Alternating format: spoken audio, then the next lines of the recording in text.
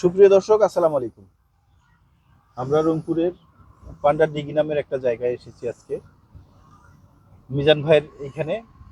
উনি গত বছর এই মালচিংটা দিয়ে চাষ করেছিল। মিজান ভাই, এটা দ্বিতীয়বার না? দ্বিতীয়বার এটা। এটা হলো দ্বিতীয়বার। মানে উনি এর আগে এই মালচিং দিয়ে একবার চাষ করছেন, এবার আবার হলো ওই মালচিংই ব্যবহার করছে। এবং মালচিং এর টেম্পার এখনো দেখেন, টান দিলে এটা হলো ঝুরা হচ্ছে না, লম্বা হচ্ছে। যেটা হলো আপনারা যারা মালচিং দিয়ে চাষাবাদ করেন তারা একটু মানে সাশ্রয়ের জন্য হয়তো 200 টাকা একটা রোলের মধ্যে বা 300 টাকা দাম কম বেশি হওয়ার কারণে অনেক সময় খারাপ মালটাই নিয়ে যায় মানুষ। তা আমরা আপনাদেরকে বলবো যে 200-300 টাকা বাঁচাতে গিয়ে আপনি আর একটা দিক দিয়ে ক্ষতি করে ফেলছেন। এই যে যেমন মিজান ভাই এই মালচিংটা 2বার ব্যবহার করছে। তা আপনি একটা মালচিং দেখা গেল 200 টাকা কম দিয়ে কিনলে ওই মালচিংটা একবার ব্যবহার করার পরে আর করতে পারছেন না।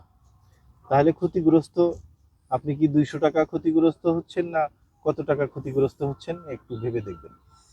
আমরা বলবো যে ভালো মালচিং, মানে যারা মালচিং এ চাষাবাদ করেন তাদেরকে বলবো যে ভালো মালচিংটা ব্যবহার করবেন।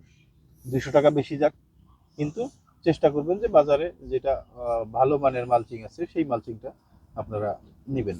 আমরাও সারা দেশেই মোটামুটি মালচিং বিক্রি করে থাকি। যদি কোনো কৃষক ভাইয়ের প্রয়োজন হয় আমাদের কাছ থেকেও নিতে পারবেন। মালচিং নিয়ে আসলে নতুন করে কিছু বলার কিছু নেই, একটু তথ্য মিজান ভাইয়ের কাছ থেকে নেব। মিজান ভাই, আপনি তো মালচিং দিয়ে চাষ করছেন, মালচিং ছাড়াও করছেন, জি। তাতে আপনার কি মনে হয়েছে, মালচিং দিয়েই চাষ করা উচিত নাকি মালচিং ছাড়াই ভালো? যদি চাষ করতে হয় তো মালচিং ছাড়া কৃষকের কোনো উপায় নেই, কারণ মালচিংটার মধ্যে অনেক উপকার আছে। আর এমনিতে তো কোনো ইয়া নেই, ঘাস হয়, ঘাসের মধ্যে মনে করেন যে অনেক লেবার খরচ যায়। মালচিং দিলে মাটিটা উর্বর থাকে, আর সার কম লাগে, আবার মনে করেন ঘাস হয় না, ঘাস না হওয়ার কারণে লেবারও লাগে না। লেবারের পরিমাণটা কম লাগে, সারের পরিমাণ কম লাগে মালচিং দিলে। 3 ভাগের 1 ভাগ লাগে। মালচিং না দিলে সারের পরিমাণ বেশি লাগে, তারপরে ঘাস বেশি হয়, এর জন্য এক্সট্রা কীটনাশক দিতে হয়, ঘাস বেশির কারণে পোকামাকড় হয় বেশি। আবার হলো মাটিতে যে খাবারটা থাকে এই খাবারটাও ঘাসটাই হলো মূল ফসলের থেকে বেশি খেয়ে ফেলে, যার জন্য ফসলেরও মানে গতিটা থেমে যায় এবং সে পরিপূর্ণ হতে পারে না। অনেক সময় দেখা যায় যে ফলনটাও খুব কম হয় মালচিং না থাকার কারণে, আর মালচিং দিয়ে করলে ফলনটা অনেক বেশি হয়। আমরা গত বছর দেখানোর চেষ্টা করেছি আপনাদের যে মালচিং দিয়ে চাষ এবং মালচিং ছাড়া একই জমির মধ্যে 2টা বেড মালচিং ছাড়া বাকিগুলা মালচিং দিয়ে করা, একই পরিচর্যা, একই সার, কীটনাশক, একই সব ওষুধ মেডিসিন সব কিছু দেওয়ার পরেও দেখা গেছে যে আমরা আপনাদের দেখিয়েছি যে যেই জমিটার মধ্যে মালচিং দেওয়া আছে ওইখানের ফলন কি পরিমাণের এবং যেটায় মালচিং নেই সেইখানে ফলন কি পরিমাণের হয়, এটা আমরা আপনাদেরকে দেখানোর চেষ্টা করেছি। তো ভাই, আসলে আধুনিক পদ্ধতি ছাড়া আসলে আমাদের উপায়ও নেই। বিজ্ঞানীরা কেন পর্যায়ক্রমে মানে গবেষণা করে করে কেন এরকম নতুন নতুন পদ্ধতি আবিষ্কার করেন, এটা অবশ্যই আমাদের ভালোর জন্যই। জনসংখ্যা বাড়ছে, আমাদের উৎপাদন চাহিদাও মানে আমাদের চাহিদা বাড়ছে, উৎপাদন চাহিদাটাও বাড়াতে হবে আমাদের, মানে উৎপাদন প্রোডাকশনটাও আমাদেরকে বাড়াতে হবে। যেহেতু উৎপাদন চাহিদা বেশি সেহেতু আমাদেরকে এমন পদ্ধতি অবলম্বন করতে হবে যেখানে আমরা ফসলটাও বেশি পাবো, উৎপাদনটা বেশি করতে পারবো। জমি তো বাড়ছে না, জমি যা ছিল তাই আছে, দিন দিন আরো জমি কমে যাচ্ছে, নতুন নতুন বাড়ি ঘর হচ্ছে, নতুন নতুন স্থাপনা হচ্ছে, আবাদি জমিটা কমে যাচ্ছে আরো, যার জন্য দেখা যাচ্ছে যে আমাদের মানে খাবারের চাহিদা বেড়ে যাচ্ছে। চাহিদা মিটাতে গেলে আমরা হিমশিম খেয়ে যাচ্ছি। সেই সনাতন পদ্ধতিতে চাষাবাদ করলে দেখা যাচ্ছে যে আমরা ফলনটা অনেক খারাপ পাচ্ছি, কম পাচ্ছি, আমাদের চাহিদা মেটাতে পারছি না। যারা কৃষক ভাই আছেন, চাষাবাদ করছেন, অনেক কৃষক আছে যারা সনাতন পদ্ধতিতে চাষাবাদ করেন এখনো, তারা কি আপনারা নিজের চাহিদা পূরণ করে কতটুকু জমাতে পারেন? আমার ধারণা জমাতে তো পারেনি না, উল্টো আরো বেশ কিছু মানুষ ঋণের চেপায় পড়ে যাচ্ছে।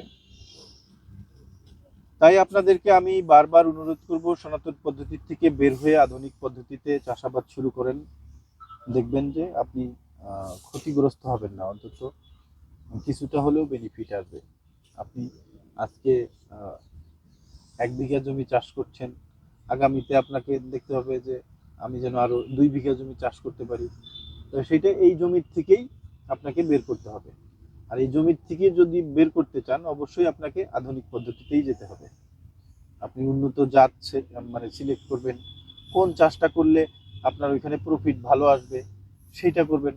চাষাবাদ করার আগে অন্তত 10 বার ভাববেন যে আমি কি চাষ করতে যাচ্ছি, এবং যেটাই চাষ করেন না কেন সেইটার মধ্যে যেটা উন্নত জাত আছে বাজারে, আপনি যাচাই করবেন আগে যে এইটা কোন জাতটা করলে আমি ভালো প্রফিট পাবো। আমরা চেষ্টা করি যে প্রত্যেকটা কৃষক যেন অন্তত সেভিংস করতে পারে কৃষি সেক্টর থেকে, তা না হলে তারা একটা সময় এর মানে কৃষি সেক্টর থেকে হাত গুটিয়ে নেবে, ভরসা ছেড়ে দেবে যে আমাকে এই কৃষি সেক্টর কিছু দিচ্ছে না। আমরা চাই যে আপনি এইখানেই ডেভেলপ করেন, যে কৃষি সেক্টরে কাজ করে আপনি লাভবান হতে পারবেন না, এইটা হতে পারে না।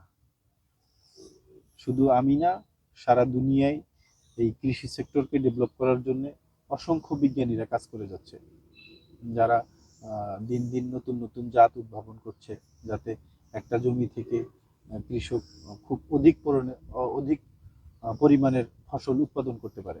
তো প্রিয় বন্ধুগণ, আমরা আপনাদেরকে বলবো যে আপনারা সনাতন পদ্ধতি ছেড়ে দিয়ে চেষ্টা করেন আধুনিক পদ্ধতিতে চাষাবাদ করার জন্য, লাভবান হন আপনি এবং আপনার পরিবারকেও উন্নত করুন।